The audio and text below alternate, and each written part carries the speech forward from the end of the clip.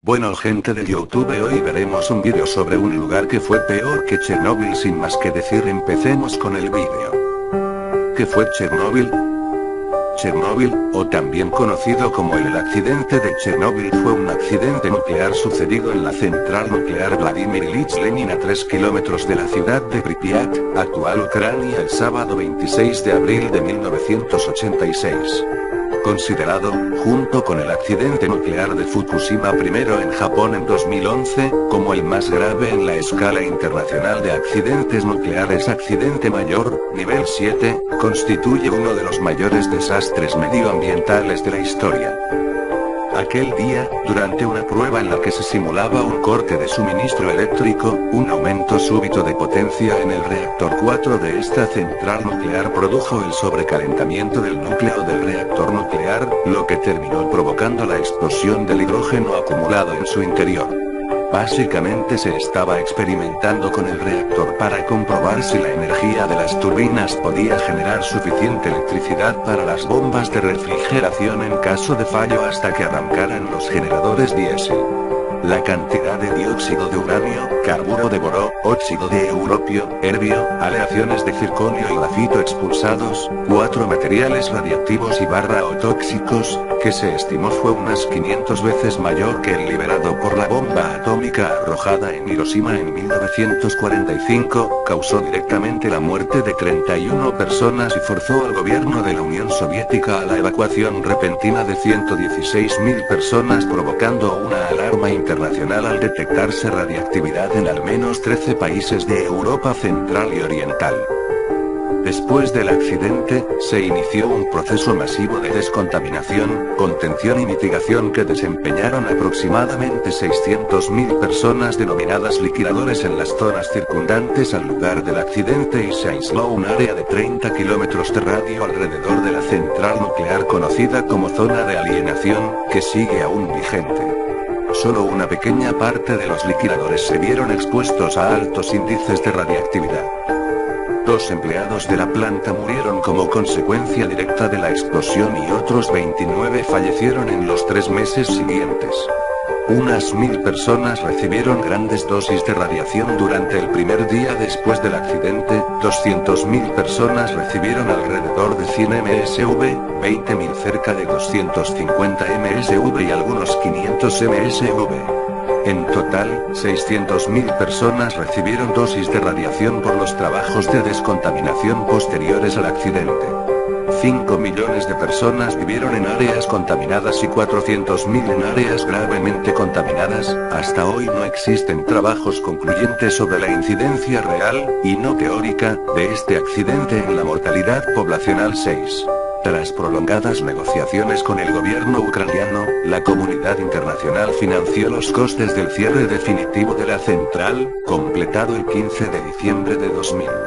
Inmediatamente después del accidente se construyó un sarcófago, para aislar el interior del exterior, que se ha visto degradado en el tiempo por diversos fenómenos naturales, por lo que corre riesgo de desplomarse.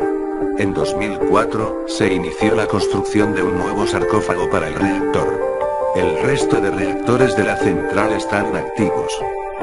En noviembre de 2016, 30 años después de la tragedia, se inauguró un nuevo sarcófago al que se denominó Nuevo Sarcófago Seguro NSC, por sus siglas en inglés, una estructura móvil, la mayor construida hasta la fecha en el mundo, en forma de arco de 110 metros de alto, 150 de ancho y 256 de largo y más de 300.000 toneladas. Se construyó a 180 metros del reactor y luego se ubicó sobre él mediante un sofisticado sistema de raíles. Se estima que tendrá una duración de más de 100 años. El coste final de la estructura fue de 1.500 millones de euros, financiado por el Banco Europeo de Reconstrucción y Desarrollo BERD junto a la colaboración de 28 países que aportaron 1.576 millones de euros y construido por la empresa francesa Novarca. La estructura está equipada con grúas controladas a distancia con el objetivo de ir desmontando la antigua estructura. Ahora pasemos con el tema del vídeo, que se trata de otro accidente nuclear que es peor que Chernóbil pero que casi nadie conoce. Bueno, este lugar es llamado el Polígono y queda al norte de Kazajistán. Es un lugar con un pasado aterrador. Allí se llegó a detonar un promedio de 10 bombas atómicas por año entre 1949 y 1989.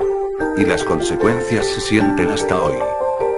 En plena Guerra Fría fue la principal instalación de experimentos atómicos de la extinta Unión de Repúblicas Socialistas Soviéticas URSS y la mayor del mundo.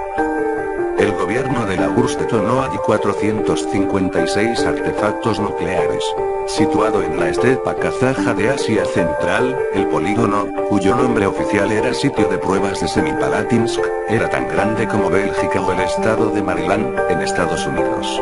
Un dato curioso es que la ciudad de Kurchatov, desde donde se coordinaban las pruebas de Semipalatinsk, recibió el nombre del físico ruso y líder del programa atómico soviético, Igor Kurchatov. La zona fue elegida por su geografía, por su relativa cercanía a Moscú en comparación con Siberia y, porque según el temido director de la policía secreta y más tarde jefe del proyecto soviético para la bomba atómica, Lavrent Beria, era un lugar prácticamente deshabitado. Precisamente por la dureza del terreno, el zar Nicolás I desterró a Semipalatinsk al escritor disidente ruso Fyodor Dostoyevsky en 1854. Semipalatinsk no estaba deshabitado. Lo cierto es que cuando se escogió el lugar en 1947, en sus alrededores vivían cerca de 700.000 personas. Y es que durante la Guerra Fría la propia URSS, Estados Unidos, Francia y Reino Unido llevaron a cabo experimentos para probar la eficacia y los efectos de la tecnología nuclear en otras partes del mundo. A pesar de que la mayoría de los test fueron desarrollados en atolones, muchos de ellos deshabitados, el sitio de pruebas de Nevada, ubicado a unos 105 kilómetros al noroeste de la ciudad estadounidense de Las Vegas, fue el campo de ensayos atómicos más grande de Norteamérica. En una superficie de unos 3.500 kilómetros cuadrados, el ejército de Estados Unidos realizó 928 pruebas nucleares entre 1951 y 1992, de las cuales más de 800 tuvieron lugar bajo tierra.